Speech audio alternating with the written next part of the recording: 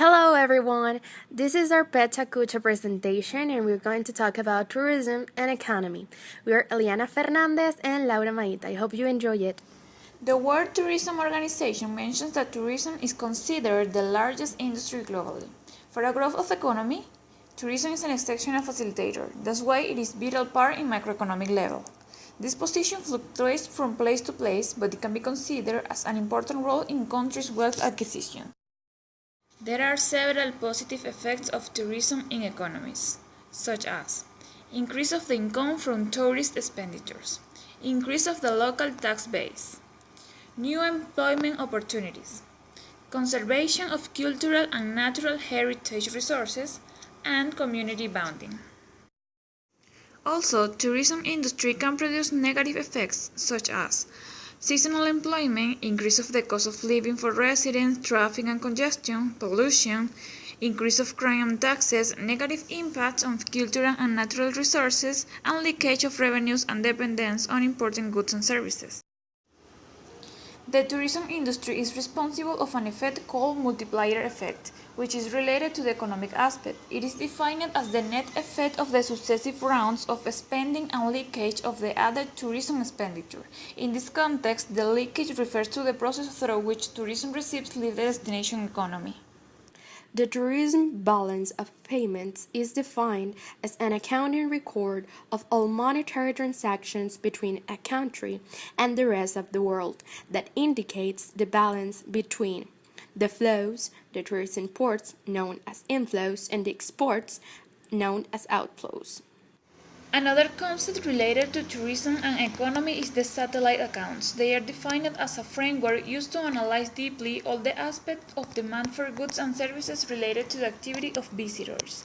Its role is based on making able the generation of tourism economic data that can be compared to the other economic statistics.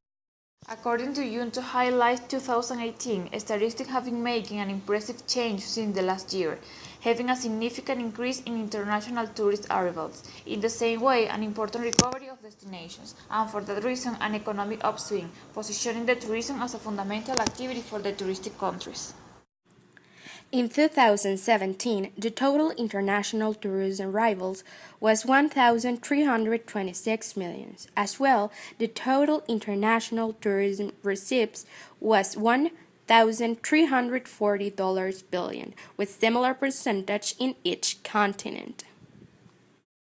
Regarding Venezuela, the graphic of regional results of the World Tourism Organization does not have information about the year 2017, but it actually indicates results of 2016.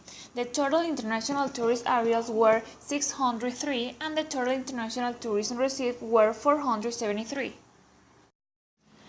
According to the previous information, the performance of our country regarding the tourism industry in 2016, in comparison to the other countries in South America, Venezuela is one of the three countries placed at the lowest level in terms of arrivals and receipts, alongside Suriname and Guyana. In the year 2017, the World Bank pointed out that economies are ranked on their ease of doing business from 1 to 190. A high ease of doing business ranking means that the regulatory environment is more conducive to the starting and operation of a local firm. The rankings are determined by sorting the aggregate distance to frontier scores on 10 topics, each consisting of several indicators, giving equal weight to each topic. These marks were established in June of 2017. According to UNTO Highlights 2018, statistics have been making an impressive change since the last year, having a significant increase in international tourist arrivals. In the same way, an important recovery of destinations, and for that reason, an economic upswing, positioning the tourism as a fundamental activity for the touristic countries. In travel and tourism, the competitiveness is defined as those qualities that a country can have to be as good or even better than other countries in those two areas, taking into account the economic part of each one as well.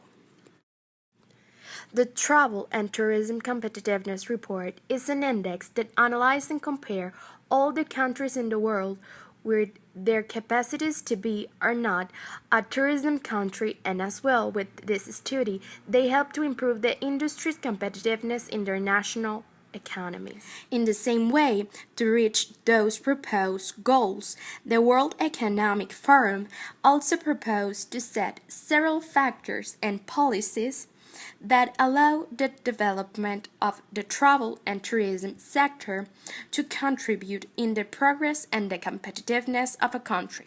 Venezuela is in the 104th position in the ranking of competitiveness report, and after analyzing the 14 pillars, it's important to mention that no matter how many natural resources this country have that can be exploited in a touristic way, if the responsible people in those areas are not prepared to run it, nothing is going to work. The indicators in critical situations are the business environment, the human resources and labor market, safety and security, the environmental sustainability, and the infrastructure ones. Of those with the score inferior to 3 in a scale from 1 to 7, being the 7 the best. On the other hand, the favorable indicators are the price competitiveness because traveling to Venezuela is very economic, the natural resources, the cultural resources, and the health and hygiene. Of those with the score superior to 4.5 in a scale from 1 to 7, being the 7 the best. Finally, a possible strategy that can be developed to improve the competitiveness of Venezuela is being able to use all natural resources that can be exploited in a touristic way. Also, find someone who can be really interested about improving the economy and tourism in Venezuela and put that person in charge of the tourism aspect of the country.